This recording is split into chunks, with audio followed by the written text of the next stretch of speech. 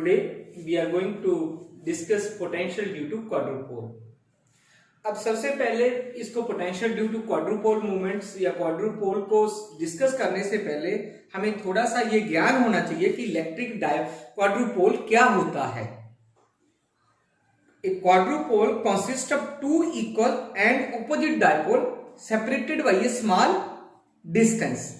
देखो क्वाड्रुपोल यानी मींस चार पोल होंगे उसके, ठीक है. They do not coincide in space, so their electric effect do not cancel at distance points. ठीक है, कोई भी क्वाड्रुपोल मूवमेंट्स हो सकता है. से ये है ये, ठीक है, एक पॉइंट से हो जाता है, एक पॉइंट से, एक पॉइंट से, एक पॉइंट से, बहुत सारी डिफरेंट इसकी फिगर्स हो सकती हैं. आप किसी भी उसमें ले सकते हैं. इनके जो डिस्टेंस होता है इसके बीच का, दैट इज 2L के बराबर हम उसको डिस्टेंस को मेजर कर लेते हैं, ठीक है. और यहाँ पे इसको पॉजिटिव चार्ज है, यहाँ पे नेगेटिव है, यहाँ पे नेगेटिव चार्ज आ जाएगा, यहाँ पे पॉजिटिव चार्ज आ जाएगा. चाहे एक वन शेप है, दूसरी शेप इसको चेंज कर लो, तीसरी शेप, डिफरेंट शेप्स के क्वाड्रुपोल मूवमेंट्स होते हैं. ये आपने प्लस टू क्लास में बड़ी डिटेल्स में पढ़ा, इसलिए we are not bother about it. We just go about what is the basic concept of the quadrupole movements. So we have study about the quadrupole is nothing but it consists of a two equal and opposite dipole separated by a small distance. If you know that the quadrupole movement is given y q d is equal to 2ql square. अब d से मैंने इसको dipole लिख लिया quadrupole को, right. The unit of quadrupole movement is, देखो charge है, charge का कूलम्स है, और लेंथ है उसका मीटर है, पर लेंथ स्क्वायर है इसलिए मैंने मीटर स्क्वायर कर दिया. तो यूनिट क्या होगी इसके, quadrupole movement is coulomb metre square, right. Now today's topic is potential due to quadrupole, ठीक है. अब इस पोटेंशियल ड्यू टू क्वाड्रुपोल में हमने एक फिगर बनाई है. उस फिगर को आप देखो कि इस फिगर से हमने क्या किया है कि एक लीनियर क्वाड्रुपोल बना लिया हमने. तो उस क्वाड्रुपोल मूवमेंट्स में मैंने क्या किया, पॉइंट P लिया, having position vector R from the charge -2q of the quadrupole where electric potential is to be calculated, ठीक है. अब उसमें क्या है, OP is equal to R के बराबर है मेरे पास, BP R1 है और AP R2 है. अब ये देखो, अगर आप इसको देखते हो, हमने वेक्टर एडिशंस पढ़े हैं, तो उसमें हमने triangle law of vector additions पढ़ा है. अगर इस ट्राइंगल को आप देखते हो, OQP को देखते हो, तो हमारे पास क्या आ जाता है, OA right plus AP is equal to OP के बराबर आ जाता है हमारे पास. तो वहां से मैं AP निकाल सकता हूं, OP माइनस OA. तो OP कितना था, R, और OA मेरे पास L था, माइनस L था, तो हमारे पास कितना बन गया, R प्लस L बन गया. सिमिलरली मैं BP निकाल सकता हूं, ठीक है. तो R माइनस L के बराबर हो जाएगा वो. Now the potential at P due to charge plus Q at point B is given Y is equal to, potential क्या था हमारे पास, अगर पोटेंशियल का फॉर्मूला था हमारे पास B is equal to 1.4 pi epsilon Q upon R. पर यहां मैंने B1 इसलिए मान लिया क्योंकि मेरे पास एक चार्ज B पे निकालना, मुझे एक A पे निकालना है, एक O पे निकालना है, तो तीन पोटेंशियल्स निकालने हैं, इसलिए मैंने इसको B1 ले लिया. B1 is equal to 1/4 pi epsilon not Q upon R1. और potential at P due to -2q charge at O is given by B2 is equal to 1.4 pi epsilon not -2q upon R, right. अब potential at P due to plus Q charge at A is given by B3 is equal to 1/4 pi epsilon not Q upon R2. अब total जो potentials होगा वो कितना होगा, B1, B2 और B3. अब इन तीनों को मैं क्या कर देता हूं, ऐड कर देता हूं, ठीक है. पोटेंशियल जो है किस पॉइंट पे हम निकाल रहे हैं, पोटेंशियल एट पॉइंट P पे हम लोग इसको कैलकुलेट कर रहे हैं, क्योंकि वही हमने क्वाड्रुपोल जो है गिवन किया हुआ है. तो B is equal to 1/4 pi epsilon naught, A की वैल्यू पुट कर ली B1 की, फिर B2 की कर ली, B3 की. सिमिलरली हमने सारी वैल्यूज कर ली. अब उसके बाद जो कॉमन फैक्टर्स आ रहे हैं, ये कॉमन फैक्टर्स आ रहे हैं मेरे, इन कॉमन फैक्टर को मैंने बाहर निकाल लिया, आउटसाइड ले लिया ब्रैकेट से. 1/4 pi epsilon not Q upon R1 -2Q upon plus Q upon R two. फिर मैंने रीअरेंज कर लिया, फिर इसको क्यू फिर कॉमन है मेरे पास 4 by epsilon naught 1 upon R one minus 2 upon R plus 1 upon R two. ये इक्वेशन नंबर मेरी 1 होगी है, राइट। अगर आप इसको देखते हो, मैं इस इक्वेशन को किस वे में लिख सकता हूं, ये जो फिगर्स है उसको हम लोग कैसे लिखते हैं कि अगर मैं R1 निकालता हूं तो R1 किसके बराबर आ जाएगा मेरे पास, R प्लस L के बराबर आ जाएगा। R प्लस L के बराबर आ जाता है तो हम उसको क्या लिख सकते हैं, R square plus L square minus 2RL cos theta 1/2। ये कहां से लिया हमने ये फॉर्मूला, अगर आपको याद है कि हमने क्या किया है, एक फॉर्मूला होता है हमारे पास R इज इक्वल टू किसके बराबर होता है, रिजल्टेंट जो होता है किसके बराबर होता है, A का स्क्वायर शाबाश प्लस B का स्क्वायर माइनस 2AB। अगर याद है आपको, ये मैथमेटिकल हमने ट्रायंगल लॉ पैरेललोग्राम में एडिशंस में वहां पढ़े हैं, इनटू कॉस थीटा के बराबर होता है। और किसका होता है, स्क्वायर होता है। यहाँ पे अब मैं आर सीधा निकालूंगा तो किसके बराबर हो जाएगा, इसका स्क्वायर रूट हो जाएगा, नहीं अदरवाइज होता है ये R square is equal to A square plus B square minus 2ab into cos theta. ये होता है किसका प्रोडक्ट है, अगर आपको याद है ये किसका प्रोडक्ट होता है, वेक्टर एडिशन में ए वेक्टर माइनस बी वेक्टर का इसके बराबर से होता है, ठीक है। सिमिलरली हमारे पास ये क्या था, R1 था। सिमिलरली हमने उस इक्वेशन को इस वे में पुट कर लिया। Then we have R1 is equal to R square plus L square minus 2RL cos theta 1/2 के बराबर आ गया। अब मैंने 1 upon R1 लिख लिया तो नीचे आ गई value 1 upon R square plus L square minus 2RL cos theta का स्क्वायर रूट हो गया है। नेक्स्ट अब हम क्या करते हैं, इस इक्वेशन को और रीअरेंज करते हैं। 1 upon R1 is equal to 1 upon R into 1 plus L square upon R square minus 2LR cos theta का 1/2। अब बहुत सारे बच्चे यहाँ कंफ्यूज होंगे कि हमारे पास R बाहर कैसे आ गया। हमने क्या किया, हमारे पास इक्वेशन क्या थी, R square plus L square minus 2RL cos theta का स्क्वायर रूट। अब उसमें क्या होता है हमारे पास, अगर मैं R स्क्वायर से इसको डिवाइड कर देता हूं तो R स्क्वायर से मैंने सारा डिवाइड कर दिया। अब जो R स्क्वायर एक बचा तो उसका स्क्वायर रूट से वो क्या आ जाएगा, कॉमन बाहर आ जाएगा, क्योंकि स्क्वायर को स्क्वायर रूट से कैंसिल कर दिया, R आ गया। तो इसलिए मैंने ऐसे इसको सिंप्लीफाई किया। तो 1 upon R1 is equal to 1 upon R1 बाहर कर लिया और 1 plus L square R square minus 2LR cos theta ऊपर चला गया तो माइनस 1/2 पावर होगी। अब देखो ये इक्वेशंस लिखी है एक मैंने, 1 plus x की raise to power n is equal to 1 plus n x plus n into n minus 1 का हो 2 factorial x square plus so on।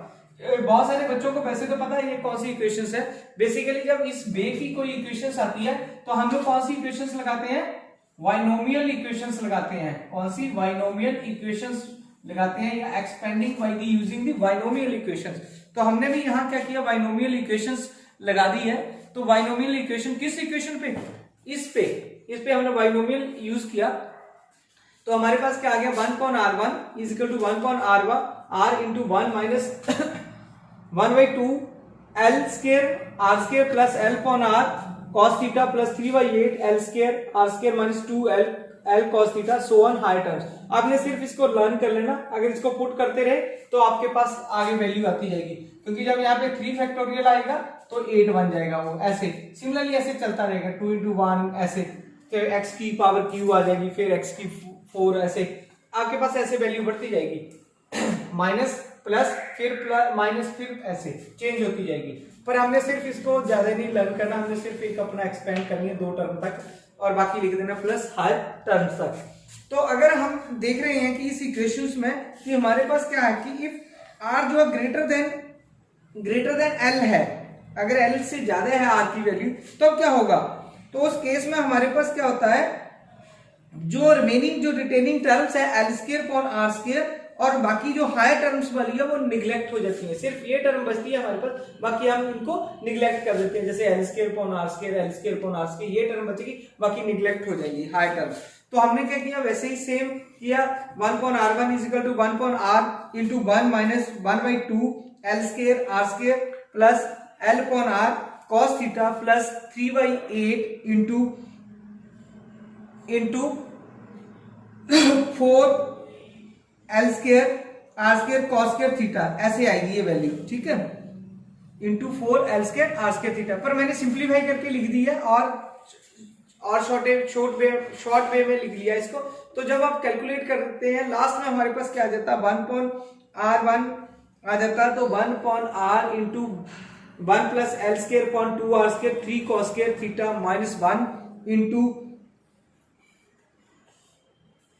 अब देखो एक यहाँ ना थोड़ी सी कंफ्यूजन है, जब मैं R1 की वैल्यू लिखूंगा तो ये मेरे पास टर्म जो है वो पॉजिटिव वैल्यूज आती है हमारे पास। जब मैं R2 की वैल्यू लिखूंगा इसको तो वो नेगेटिव आएगी, सॉरी यहाँ पॉजिटिव आएगी क्योंकि अभी मैंने R1 ही लिखा है। तो R1 के लिए हमारे पास क्या आ जाता है 1 अपॉन R 1 plus L square upon 2 R square 3 cos square theta minus 1 plus L upon R cos theta. सिर्फ डिफरेंस कहाँ रहेगा, जब 1 अपॉन R2 करूंगा मैं तो सिर्फ कौन सा डिफरेंस रहेगा हमारे पास, ये वाला डिफरेंस आता है, वहां पे क्या आ जाएगा minus L upon R cos theta रह जाता है जब मैं 1 अपॉन R2 की वैल्यू लिखूंगा। अब क्योंकि वही वैल्यू मुझे सब्स्टिट्यूट करनी है, substituting the value of 1 upon R1 and 1 upon R2 in equation number 1। कौन सी इक्वेशन नंबर 1 थी हमारे पास, आपने नोट किया होगा पहले, अगर आपको याद है किसी को। देखो हमारे पास की क्या वैल्यू थी, Q upon 4 pi epsilon not into 1 upon R1 minus 2 upon R plus 1 upon R2, ये वैल्यू थी हमारे पास।